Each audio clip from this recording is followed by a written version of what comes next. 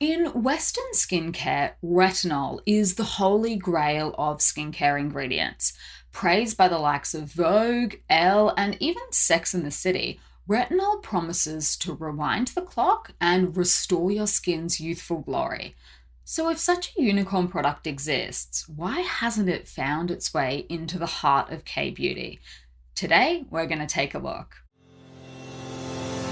Welcome to the Korean Beauty Show podcast. I'm your host, Lauren Lee. I'm a founder, a podcaster, and K-beauty expert. And here on this show, we take a deep dive into the world of Korean skincare to see how things are being done on the ground here in Korea and why it might be different from some of the products, the trends, and the ingredients that you are used to, particularly if you are coming from a Western background. If you've never used a K-beauty product before, that is completely fine. I will hold your hand and let you know everything you need to start your routine with confidence. If you are an old hat and have been using Korean beauty products for 10 years or more, that is also totally fine. You will still pick up some new tips, news, and all this kind of thing that you won't hear anywhere else unless you are potentially living on the ground here in Korea and working in the K-beauty industry, which is what I have been doing since 2016. So, straight into today's news headlines, and this one was a little bit shocking. So, J1, the cosmetics brand, has actually filed a complaint with the Fair Trade Commission in Korea against beauty product manufacturer COSMAX. So, it is claiming that COSMAX forced it to pay for 200,000 sets of makeup products that they didn't want at a cost of around 2.02 million US dollars. So COSMAX, if you have been listening to the show for a while, you will know is one of the big original design manufacturer, the ODM companies here in Korea, and they make a lot of beauty products for the business to consumer type companies to sell as their own. So COSRX is a really, really big player in the global industry. It actually has very, very high sales globally, even though it's probably not a name that you necessarily would have heard of if you're not involved, I guess, in manufacturing skincare. But J1 is a brand that was originally started by a Korean actress, Ha Ji-won. I think it's since passed into different hands, but they were outsourcing their product manufacturing to COSMAX and have been doing so for a few years now, I believe since 2015. So what they have accused COSMAX of doing is abusing its power and basically forcing them to order a much higher order volume than they wanted to order and then pay for that. So the product in question was called Hong Shot, and it was a product that they did in collaboration with a trot singer. So I'm not sure if you guys are familiar with Korean music, but trot music is a kind of older style, I guess you could say, but it's enjoying a bit of a resurgence lately. There's all these programs on TV to find like the number one trot singer. There's a couple of foreigners that sing in Korea as well that are really have become really famous because of this.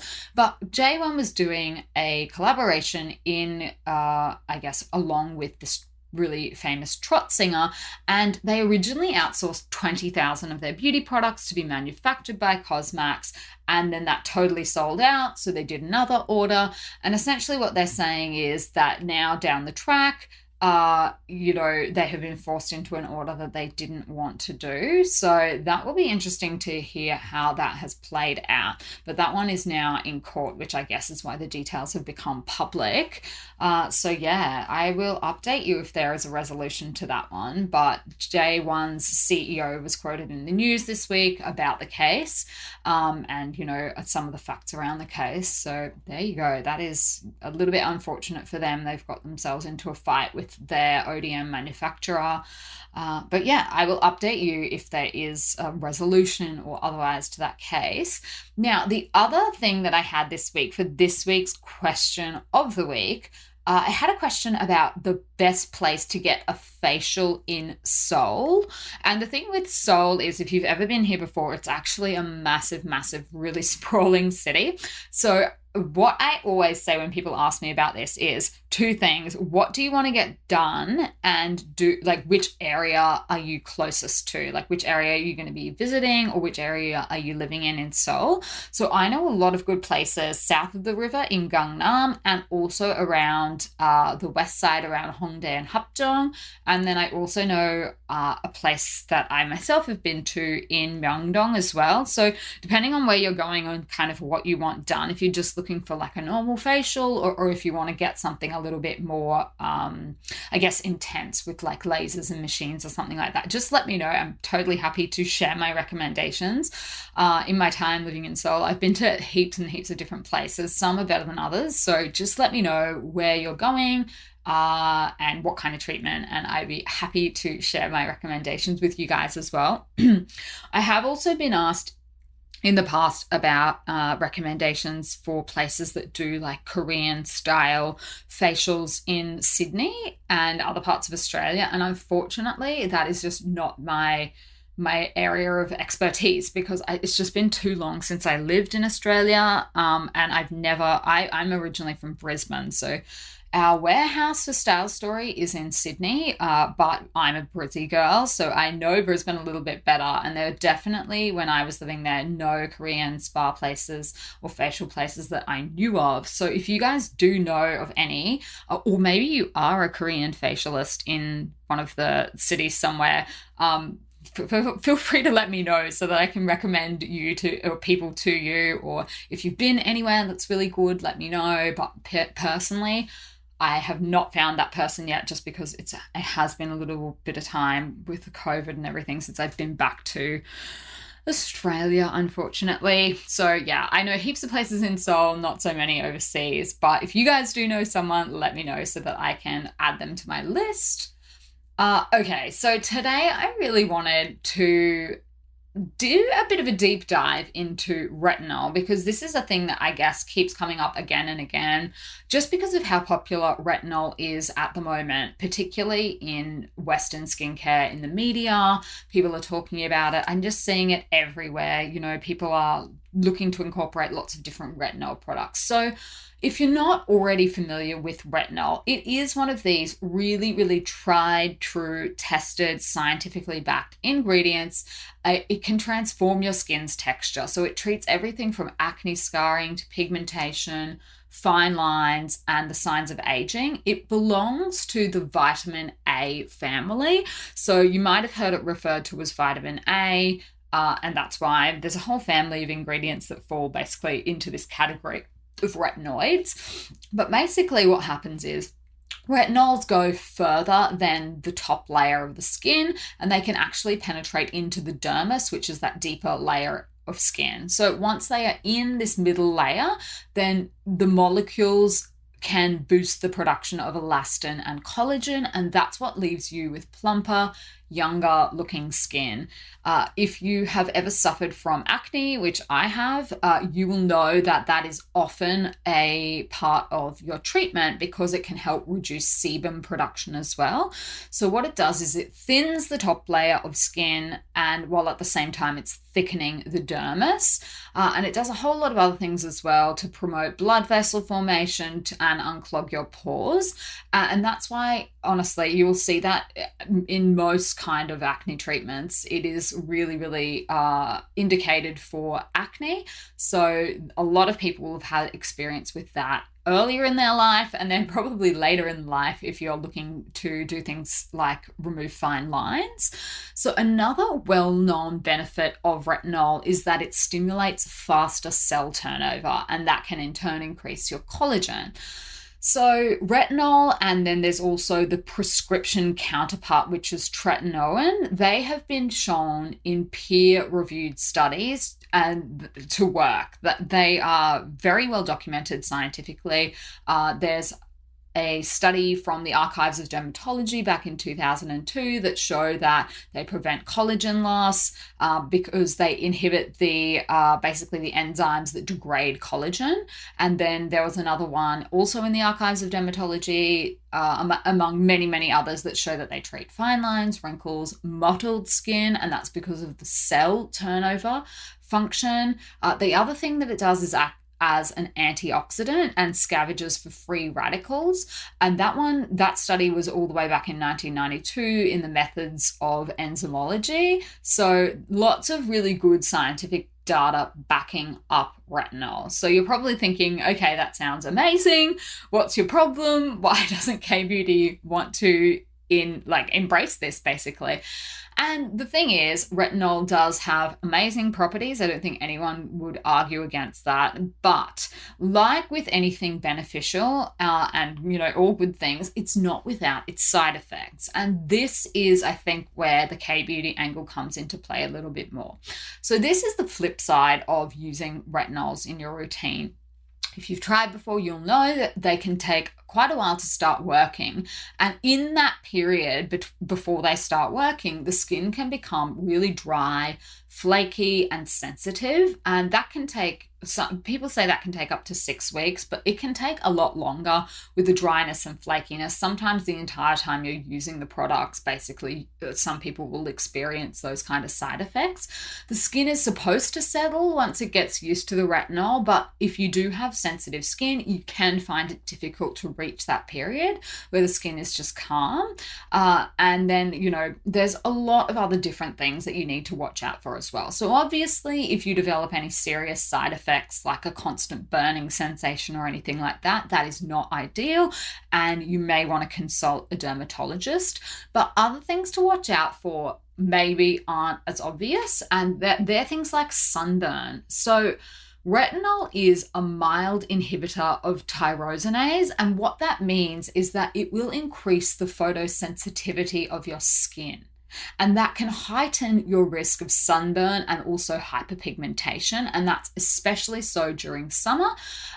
So I think if you are the type of person that either doesn't wear sunscreen, you don't remember to regularly reapply it, or you're doing a lot of work outside, then I would say that retinol may not be a good fit for you. And this is particularly the case when it comes to Australians. So Aussies are already at a high risk of skin cancer and melanoma, and that is due to our sun being that much harsher and also the proximity to the hole in the ozone layer. So I think, honestly, if you're a person that works outdoors or you like spending a lot of time in the sun, the damage that you could potentially do to your skin may not outweigh the benefits of the retinols. That is something to keep in mind. I think it's a little bit overlooked, particularly if people are, really keen to sort of jump into their retinols, and I totally understand that. But it's not for everyone, and it's not without a lot of these side effects. I remember when I was on prescription retinols years ago, my dermatologist, he was like, you just need to be absolutely religious. You need to stay out of the sun. If you're at the beach, you need to be underneath an umbrella. You need to have a hat. Like, it's just the whole shebang. Like, there's no lying out in the sun or tanning. You just need to be so careful, because if you get burnt, you're going to really damage your skin. So I think that one is probably, I don't see that talked about as much as it probably should be, to be honest, given the risk of, skin cancer and sun damage and all of the, I guess, other damage to the skin that goes along with getting exposed to the sun when you are using a product that makes you more sensitive to it. The other thing is, and most people will have experienced this, the dryness and flaking. So retinol can dry out your skin. It can cause flakiness and dry patches.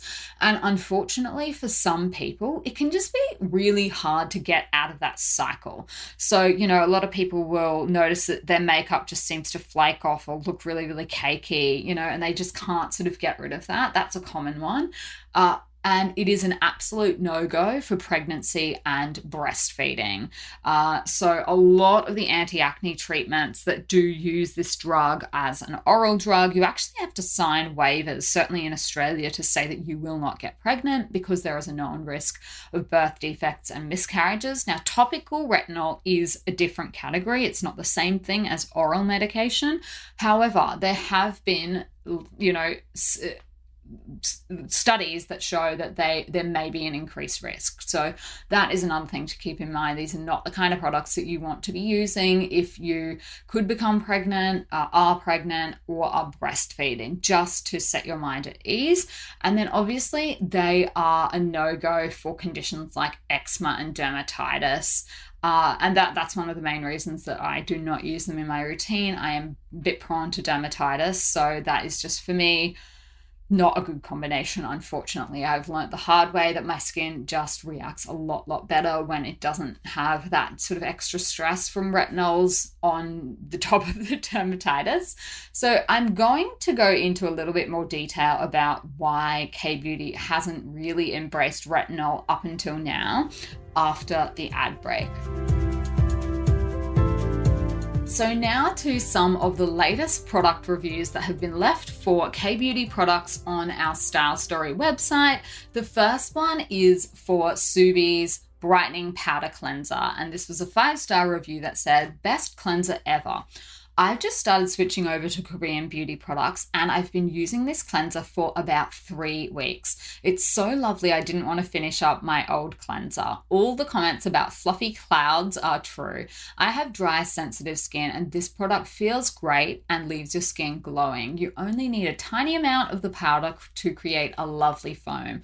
I was concerned a powder would feel drying, but I never want to use anything else now." And then the second product review was for Tosuung's Spot Whitening Vita Clinic. This was a 4-star review that says, "Very good product, seeing improvement with pigmentation on my face." So if you would like to shop for your K-Beauty on Style Story, don't forget to leave a review as well. It's really helpful for people that are coming along after you to know what you liked or didn't like about a product. So these products and more are all available on stylestory.com.au. All right, so why hasn't K-Beauty embraced retinol? So I think to get first things first out of the way, retinol does exist in Korea, as does tretinoin. That's any suggestions to the contrary are just incorrect. It's possible to buy products that have retinol in them, and it's also possible to get a prescription for, products that contain higher percentages. So the Ministry of Food and Drug Safety here has listed approved ingredients and also their concentration for what they call functional cosmetics. And we've spoken about the distinction between functional cosmetics and ordinary cosmetics on the show before. But for anti-wrinkle products, the ministry has recognized 4 approved ingredients, and they are retinol, retinol palmitate, adenosine, which is very, very popular in K-Beauty, and also polyethoxylated retinamide. And they've also got the percentage that can be contained in ingredients that are products that are functional cosmetics. So the thing I think is the main reason that retinol has not been embraced, and this is not to say that people don't use it and that, if you won't find some Koreans on the ground in Korea that haven't used retinol. There are people out there that use it, but I think as a swooping generalization, it's not and has historically not been as popular as it has been in the West. And I think that a lot of that comes down to the gentler approach that Koreans tend to take to skincare, and also the idea of prevention rather than a cure. So in general, again, swooping generalization, most Koreans I see take a preventative approach to their skincare from an earlier age. And I think they see products like retinol as harsher, which, with the side effects that go along, it's not difficult to see why people think that. And that's kind of more of a last resort option against anti-aging. I think the priority here to me, from my eyes, everything that I've seen, experienced, all the people that I've talked to, and even, the way the products are put together and routines, Koreans prioritize consistency in their skincare and achieving a desired result rather than like a one-time, intense, dramatic reversal. And I think that it comes through in a lot of different ways. So lots of products here focus on things like calming and soothing rather than harsh and drying. And that comes through in exfoliating treatments as well. Obviously, the multi-step routines that most people seem to follow here focus on gently caring for the skin at lots of different levels. So there's a real focus on proper cleansing, with 2 steps is usually the way to go. Most people do a 2-step, a double cleanse, if not a 3-step. If you're going in for a more professional treatment, then you're looking at your toning, your pH balance, and also your moisture levels. These are all things that Korean routines generally incorporate. And the other thing is just that there are a lot of different ingredients, many different ingredients that are common in K-beauty, and a lot of those already treat signs of aging.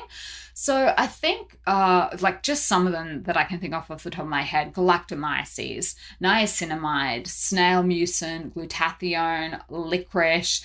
All of those have various different anti-aging properties. Adenosine, another really common one, and that one is actually recognized by the ministry as well for its anti-aging benefits. So they are just the more common types of ingredients that I do see in anti-aging formulas. And I think that unlike retinol, a lot of those are gentle on the skin and also fine for people with sensitive skin. The other thing is this, and I don't think this probably should be ignored, is that Koreans start looking after their skin at a much younger age on balance, I would say. I think that, speaking as a Westerner and having grown up in a Western society and culture, we can neglect our skin a lot, and we can also partake in a lot of activities that promote premature aging, things like sun tanning, trips to the beach, laying out, even things like driving cars. I know that in Asia, it's really common for people to wear a hat in the car, and even maybe, if people are really keen on it, long sleeves, so that when they're driving, the sun is not, not getting on their arms and making their skin darker. So all of those kind of things are just things that are part of the culture here that I think are not necessarily part of Western culture. And then that leads Westerners like us to take or have to resort to more drastic measures to then improve that damage later in life. I think the other thing that probably doesn't help is that certainly pale skin shows the signs of aging a lot more than Asian skin. Asian skin tends to have a lot more elastin in it, and Western skin, well, certainly white skin, not necessarily European Western, but the classic English and Irish type of skin that a lot of Australians have is just very prone to freckling and sun damage and sunspots and things like that, which luckily for them, a lot of Asians don't necessarily have to worry about in the same way that we do. Now, the other thing that cannot be ignored when it comes to the reasons why Koreans do not necessarily use products like retinol is that a trip to the dermatologist here is just that much cheaper and more accessible. So I know from experience that an appointment for a dermatologist in Australia can easily set you back about $300, and it's hard to get in. They're not just the kind of thing where you call up today and can get in tomorrow. In Korea, you can. You can even call up today and maybe get in today. There is not the, block. I know certainly in Australia, the College of Dermatology actually restricts how many dermatologists they are let in per year, which means that there are just not that many specialists, whereas there are a lot more in Korea proportionate to the population. So that leads to the, thought process in Western countries like Australia that the dermatologist is a place of last resort for those with serious skin issues. And that's just not the case here. In Korea, people regularly visit a specialist to discuss their skincare. It is not uncommon for people to make fortnightly trips to an esthetician for non-invasive skin management as well. And certainly, in my time living here, if I've had anything, pop up on my skin, people are like, oh, just go to the pibukwa, which is, the skin clinic, just go and get it checked out. That you will never hear that in Australia. You know, if you have a pimple or something like that, like a pimple, I'm not talking about a face full of pimples, I'm talking about like a big pimple that won't go away. I have been told, other people I know have been told, like, just go and get that sorted out at the People Gras in Korea. And that just doesn't happen. That's crazy. By the time you could get in to see someone in Australia for that, the pimple would be long gone.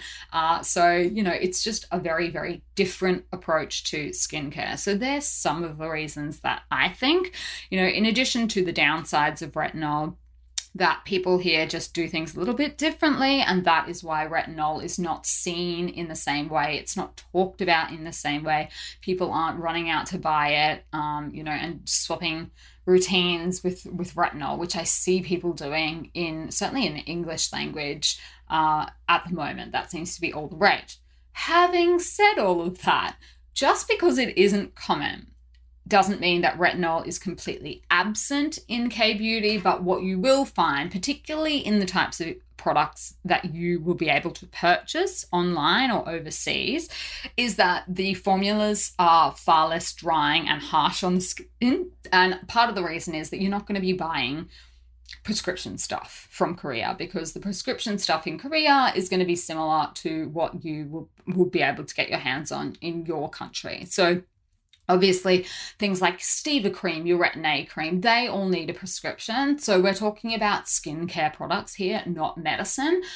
So look, there are lots and lots of different brands at the moment that are bringing out products that do include vitamin A, retinoids, retinol. Some of them are Theralogic, Innisfree, COSRX. Iope has actually had a retinol product on the market for quite a while. They were one of the first brands to actually do one. Mamonde has recently launched a bakuchiol retinol cream, and Laneige has just released their Perfect Renew Youth retinol line as well. Another product that is really, really popular on our Star Story website is the Applebee Retinol Vitamin A Moisture Cream, and that is a really great option if you are looking to introduce vitamin A into your nightly routine, because it's perfect for those drier and mature skin types. And it also incorporates some of these other really powerhouse anti-aging ingredients. So it's got peptides, niacinamide, and licorice. So the combination of those work to firm, plump, brighten, hydrate, and improve your overall skin texture, but without drying it out. So there's some of the types of products that you will see. There are more and more brands, Korean brands, launching retinol. I think that's because of how much it's trending overseas, and you know, they want to get in on the action. So the other thing is, I have seen some comments around retinol palmitate in Korean skincare products. So you may have seen some products, Korean products, that have retinol on the ingredients list, but what they actually contain is an ingredient called retinol palmitate, and that is a compound composed of retinol and then palmitic acid. And it's basically a mild form of retinol that has fewer side effects. But the reason that you might see retinol in the ingredients list is because of the way that Korean ingredients lists are allowed to be or have to be put by law, as opposed to in other places. So basically in Korea, ingredients that make up compounds are allowed to be listed separately on product ingredients lists. So if you have retinol palmitate in a product, you would see retinol and then palmitic acid listed as separate ingredients, although what you've actually got in the product is retinol palmitate. So that is one thing to keep an eye out for. And then obviously in places like the States, you would need to list it as retinol palmitate rather than the two separate compounds. So that's something that you may have seen and you may see going forward, I guess, in Korean beauty products. But a lot of these new ones that are coming out at the moment do have retinol in them. And then bakuchiol, which I know a lot of brands are claiming is a natural alternative to retinol, definitely does not have the same kind of studies around it as actual retinol does. But a lot of people like bakuchiol. I don't really want to get into a debate about the similarities and differences between bakuchiol and retinol, but suffice to say, Mamonde has just come out with a product that includes both, so that is a bit of an interesting development as well. If you do have any questions about retinol, anti-aging skincare, or any of this, please feel free to reach out to either me or the Style Story team. More than happy to chat to you about all things skincare, which product is going to be right for your routine so that you can incorporate it. But I just thought I would have a discussion with you guys about retinol in K-beauty, just because historically there has been a different approach in the West versus in Korea, and just to talk about why that is, some of the downsides that people perceive about retinol and why they haven't been as keen to embrace it as other kinds of ingredients. So I hope you found this useful. If you did, I would absolutely love it if you could leave us a rating and a review in your favorite podcast app so that more people can find us. If you know anyone that is a big retinol fan or you think would like this episode, please feel free to forward it on to them and share it with them. I would be very thankful for that. And until next time, I will see you on Style Story.